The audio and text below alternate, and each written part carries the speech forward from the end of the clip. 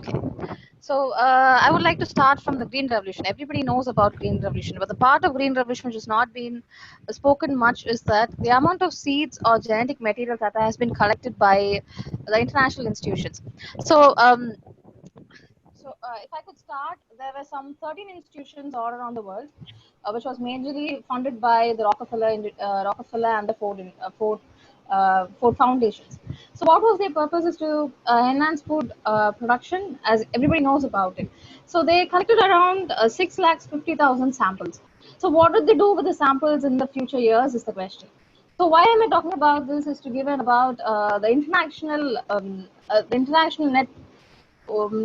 network at which we are right now. So for that, I think we should start from the Green Revolution. So when this 6,50,000 genetic materials were collected from all around the world, of course, the developing countries and the third world countries were suspicious about what they're going to do with this, what will they do with this, all these things. So they came up with various. One second, I would like to share a PPT, but I don't have to share a PPT. Can you see this, sir? Can somebody see this? Is it getting shared, sir? Hello? Hello? We cannot see the presentation. Okay. Option down which says share screen. Please press that. You have the PPT. No, I'm pressing it, but it's not getting shared. Maybe because of the network problem, the bandwidth may be Okay. low, so it will come. Is it getting shared now? Yeah, it's getting shared. So please Okay. expand it, make it as a full slide, and then.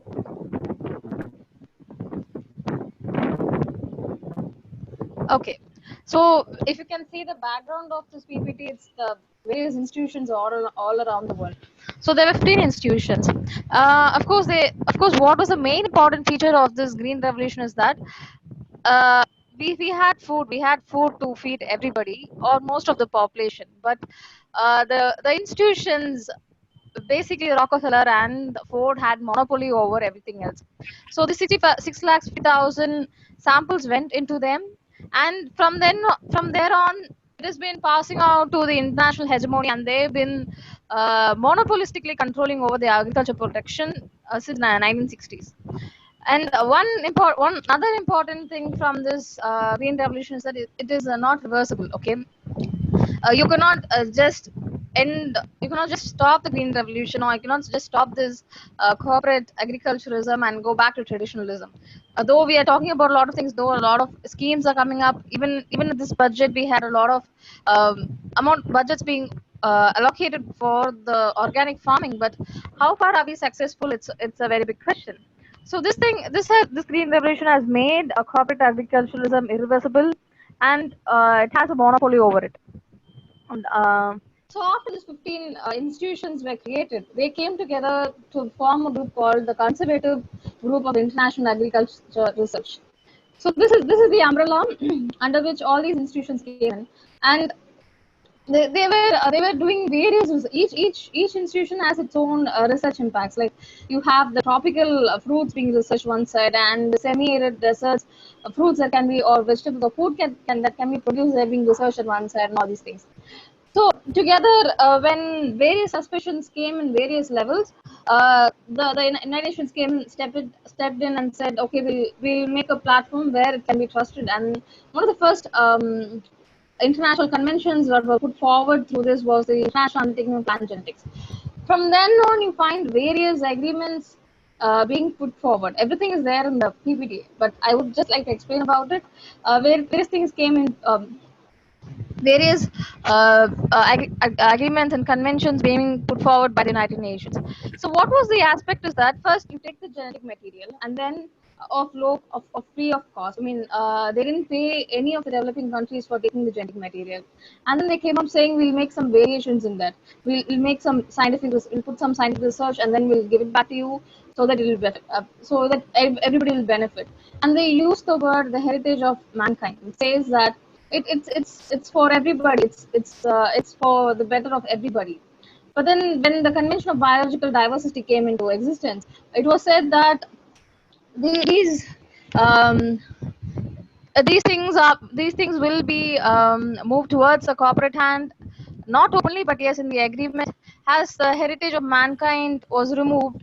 not entirely, but but certain phrases were removed, and it made sure that corporate had all these genetic resources. And then you had the agreements coming on sanitary measures and phytosanitary measures where their standards were being incorporated. Finally, through the end of the process, we had genetically modified foods coming into picture from 1990s, and there were various other agreements that were made sure that the American or the Western hegemony made sure that the rest of the world follows what they insist to be practiced. Now, one of the major important things is that the Codex Alimentarius. The Codex Alimentarius actually put forward various food codes of how food should be manufactured. So it was started in 1963, of course, for the rice and wheat and stuff like that. But now it goes on to every food product that's been internationally traded and transported. So one important factor is that when genetically modified food came into picture, including European Union protested or wanted to cut it down, and they didn't want to go with genetically modified foods.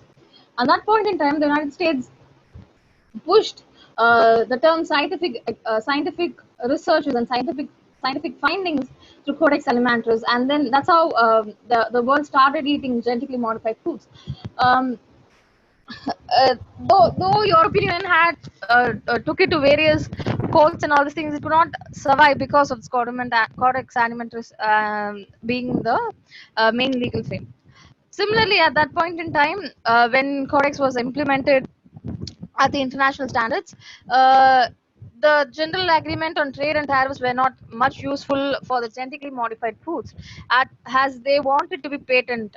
See, when you see the process, these genetic materials were taken free of cost, and then it was patented at this 1990s. Okay, so but then the GATT was not willing to trade through their agreements. So the GATT was dissolved in 1995, and the World Trade Organization was installed in 1995, and then the IPR came. Then the Codex Alimentarius came in, and that's how the genetically modified foods were being traded and produced and all these things.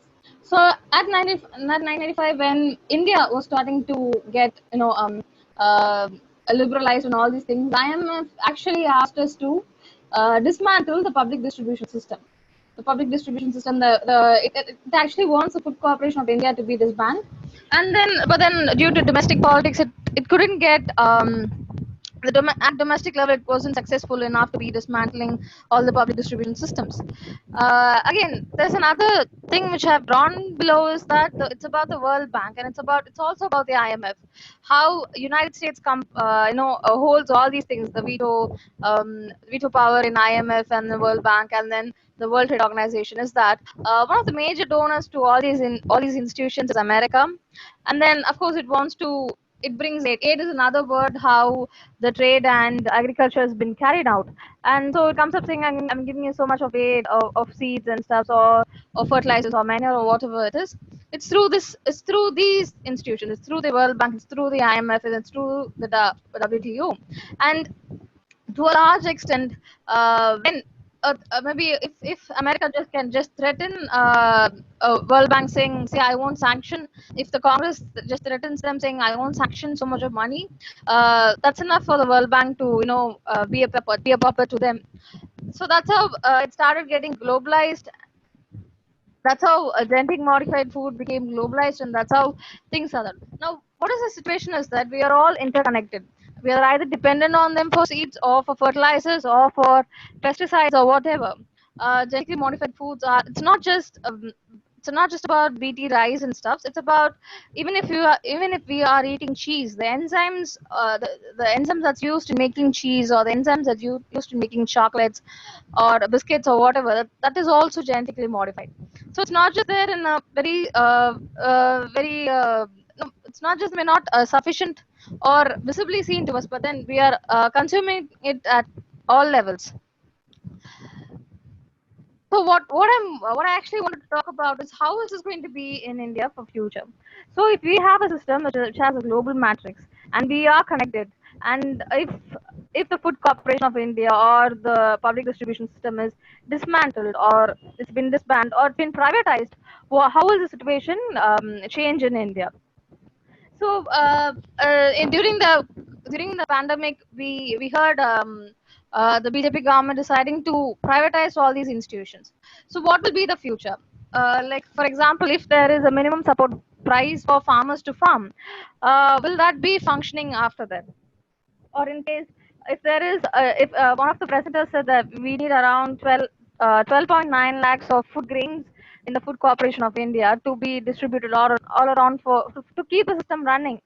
If all of a sudden if there is a shortfall and if we can't produce so much of, or if we can't procure so much of food, what will happen? Will the public distribution system be dismantled, or will the population of which the food is provided will be dismantled or cut short, or will people starve, or is that they're gonna buy from somewhere from higher prices, and how will that change the course of things?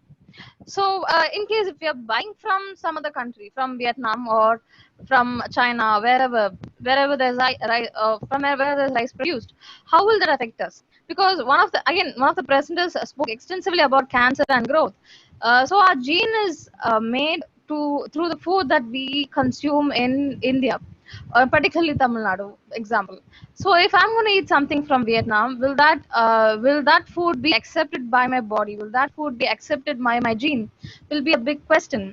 The gene might see this food as a foreign particle. It might cause mutations. It might cause cancer. It might lead to other complications. If the public distribution system has been privatized, how will the price of the farm products will be? Will it be higher? Will it be demand? Will it satisfy the supply and demand? All the questions are there. There's another very important factor is that if the Food Corporation of India is going to procure food from other country, or if the global system is going to supply us, because it's a global system, as I mentioned. So the system doesn't ask us to maintain our reserve of food. So if that in that case, if India is going to buy so much from the other countries, it will create a global food price fluctuation, not just in one product, but as this product becomes more needed, the other product becomes demanded. It has a domino effect on all the food prices. And the last one is about the future of animal protein. Here, a recent report from the International Food Policy Research Institute states that the consumption of animal protein in India has been less in the last quarters. Of course, everybody is aware of that. We are not taking much of animal protein, but the fact here is that if for the past 6 months animals were not slaughtered, animals were not distributed, animals were not consumed, what about the animals that have been grown or slaughtered in the past 6 months? Will we feed them after the COVID-19, or will it be given to us like frozen food after COVID-19, or will it be shipped to somewhere else as frozen food? We might get in return of some other frozen food. So that's again a serious issues, because if you start consuming frozen food, as I said, like green revolution, it is not reversible. You can't just reverse it saying, okay, the pandemic is over, I will go back to fresh foods. No, that may not be possible, because capturing market, and they wanted to sustain the market, and that's why we are into so much of complications. uh, Frozen foods can also lead to major complications, like the animals that have been the meat that's been processed is either processed by hydrogenated palm oil, which has higher bad cholesterol, or by starch, which is a component of glucose.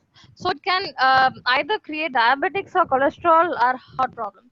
And who's going to feed this? Of course, after the COVID-19, the youngsters are gonna feed the youngsters are gonna feed more on the animal protein. That was part of the society. That's been part of the nature of the society. So how much are they going to get affected? Will they be the next, or will they suffer? Will they, even in their late 20s, will the youngsters, will the present generation get will get affected to various diseases? Is the question. So with that, I would like to conclude my presentation, sir. Hello? Yeah, I'm here. Hello, sir. Can you hear me? Yes. Thank you, Ms. Angeline Archana. for bringing out the interesting discussion on the food security, because the food is linked with the public health, and you cannot